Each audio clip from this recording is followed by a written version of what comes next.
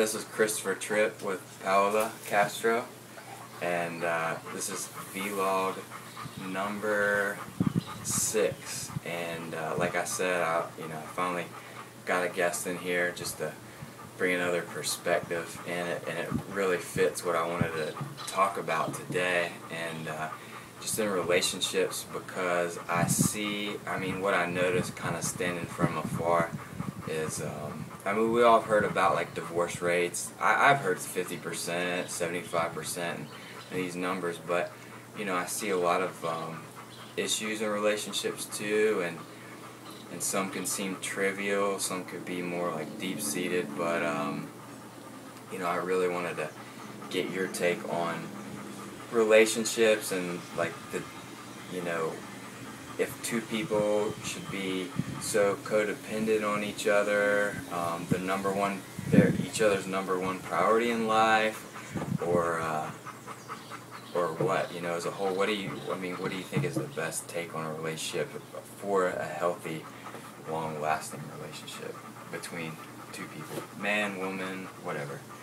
Okay, so what I believe, and this is something I've been reading about from a book called Course in Miracles, is that we are just bombarded, if you will, with the ego illusions.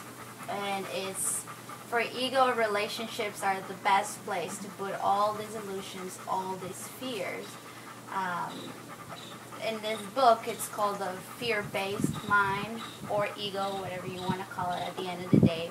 So the ego tells us that we need to find a savior, or we need to find our completeness in a partner.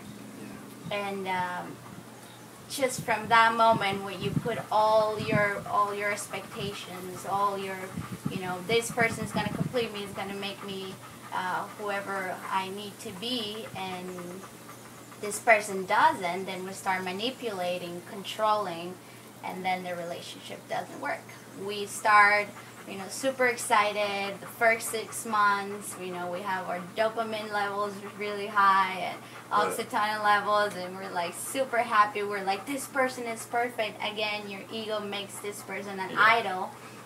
It separates from the belief that we're all one. The honeymoon phase. Exactly. But physically, you cannot stay on that stage forever. You need to evolve. And then we love one another, and then we hate each other, because it's like, well, you're not giving me that, salvation or whatever. You're not completing me. You're not doing what you're supposed to do. And then we just start all this cycle of bad things, and it just doesn't work. Yeah, that's like, because they have that feeling when you first meet someone. It's new, it's fresh, and everyone puts their best foot forward, and you set the bar so high that when this person is like, hey, I'm a human after all, then you're like, what? Weren't you supposed to be perfect? You're not like you used to be, or exactly. But I had read a book. It was a couple years ago, and it's something. I have it on audio. It's called The Way of the Superior Man by David Data, and I'll play it again just because I think it's nice to reinforce it. But he talks about the man, and I'll get on another subject in a moment, but each person should have their higher calling or higher purpose in life, whatever that may be. We'll say for you it would be helping others, in all aspects, and finding a healthy balance in life, and empowering women, and just being of service. And well, for me, I think along the same lines. I ultimately want to be able to give back, because in a large way, and it'll take time and effort to get there. And we can start small with giving our time and reaching out to people with little video logs like now, but my higher calling would be to give back in a large way later on. But that's my higher calling. So if I were to meet someone, a female that I wanted to be in a relationship with, or I think I would know it, but I just, like you said, I wouldn't put all my chips into that. I would have my eye on that goal, and hopefully I would have her support, and and she would have her own mission, maybe, and we would feed off of each other and attaining that, and we would share other things aside from that. But I just think that ultimately, when you do lean on that person for everything, and you said when they're not there or don't live up to those expectations, then you're just left like, oh. So I mean, you just have to be happy internally and work out your own kinks, and everyone has usually bad habits, and it's just difficult to. I talked about this before. I mean, you should conquer yourself before trying to conquer 1,000 victories on the outside. No, exactly. So I think we agree there. But it's just, it seems for the most part, because a lot of relationships do fail, and I mean, do you see that codependency almost Everybody, and one of the things I know is that obviously we're humans, and that ego or that fear, those fearful thoughts are always going to be there. But the moment that you're aware of it, and you shift from fear to love, then little miracles start happening. And in our relationship, it's very important to understand what your ego beliefs are. It's like, okay, I'm going to look for my completion in this other person. I have all this expectation. When you separate from that, disassociate from that, you start looking at what can I do to feel complete inside here? What can I do to feel love? Because the ego belief is that you have to search for love. You have to be looking out there. What can make me feel complete? But then when you slowly start doing your work, you start meditating, or whatever it is that you get reconnected with your spirit, you start understanding what it's your calling in life. I want to help other people. I want to help, I want to give back to the world through my art, through music, or even if you're an accountant or whatever it is that you feel that it's your true calling, because you're not so busy in this, the ego mind or the ego believes. You're not tripping in the, I'm not good enough, or how do I keep this person, controlling and manipulating. You go back to your spirit, and then you start looking, what is it that I can do to feel complete inside here, and then you start understanding what is your calling in life. So if you are in a relationship, you can still go back to that and know that, okay, everything that is happening, all this, trouble or whatever you're going through, it's just an ego illusion. Perception is not reality. It's just your ego's crazy perception. And you start reconnecting with your spirit in whatever matter works for you. For me, for example, I love to exercise. I love to meditate, do a little bit of everything that reconnects me so that I get answers from, the divine power, God, whatever you want to call it. But my point here is that if you are in a relationship, you can still go back to that, understand how your ego works, and make your relationship work. If you're not in a relationship, then great. Then start dating yourself. Yeah. Start feeling great. There's another belief that I love, and it comes from this Course in Miracle. It's make your relationship, your romantic relationship more friendly, and your friends or your brotherly relationships more romantic.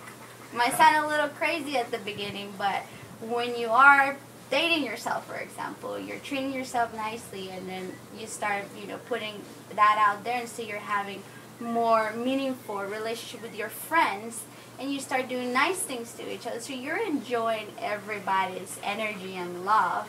So when you do find that person that you feel connected spiritually, like to take it to the next level, then you're not putting that much pressure, because you are enjoying this vibe with everybody and with yourself. And after that 6 months, if that person decides to go because it doesn't work, because that happens at a spiritual, that happens, then you're like, I'm going to be fine. I'm not going to die because I I am fine with myself and with my friends.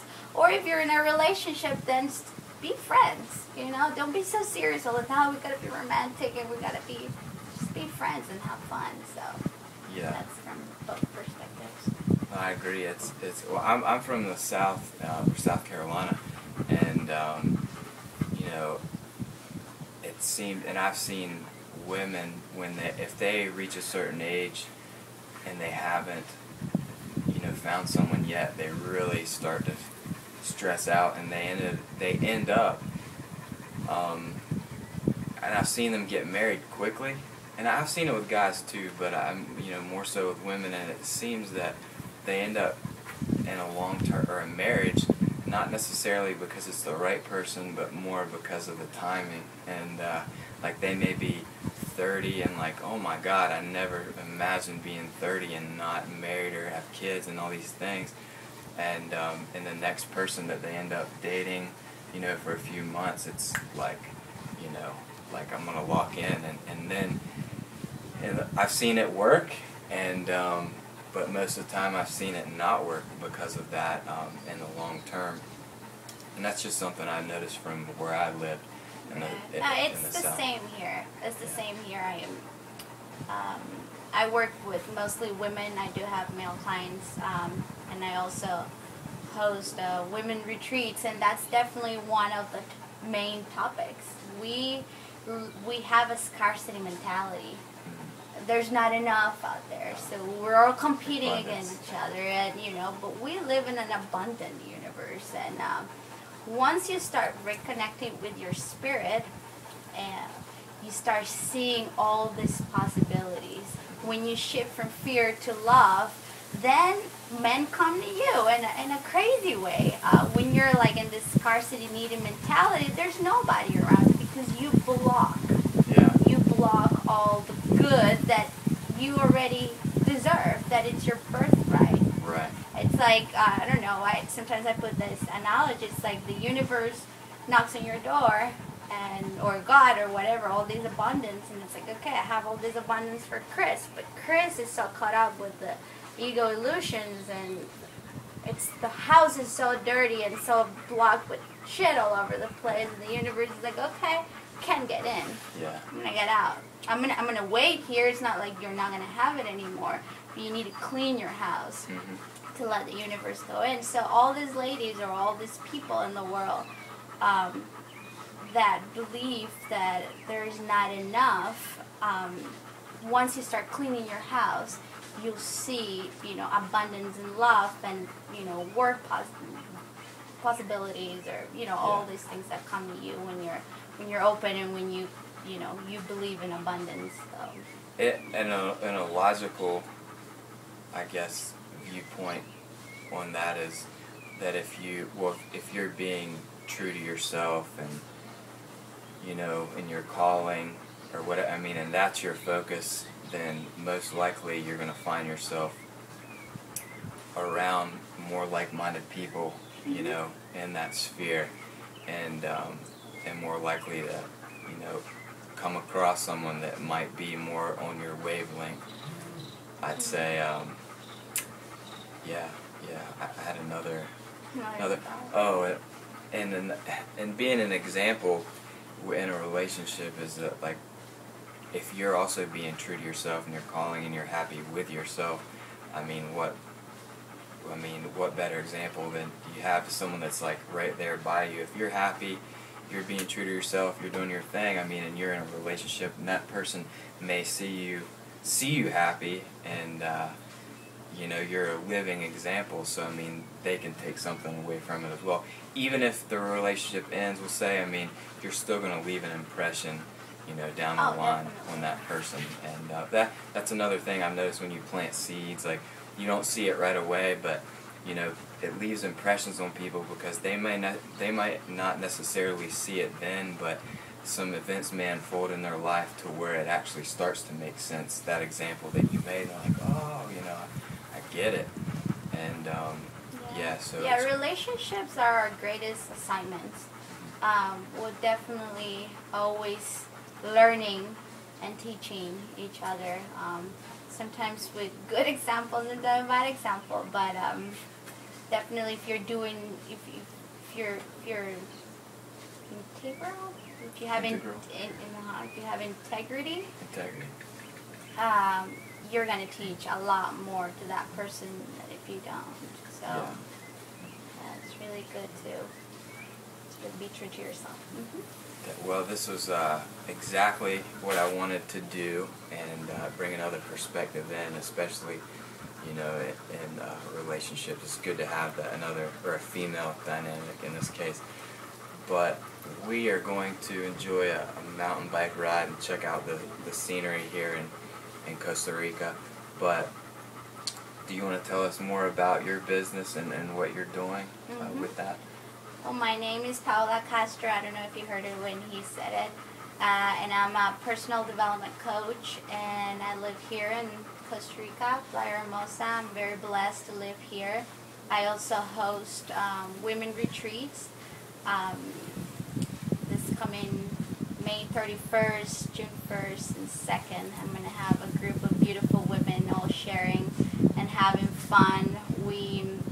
The approach I have, it's through adventure, through exercise, through eating healthy, meditation, yoga, all these things. We have very, very, very good weekend where we can have a lot of breakthroughs and learn from each other, very deep conversations with each other. So that's pretty much what I do.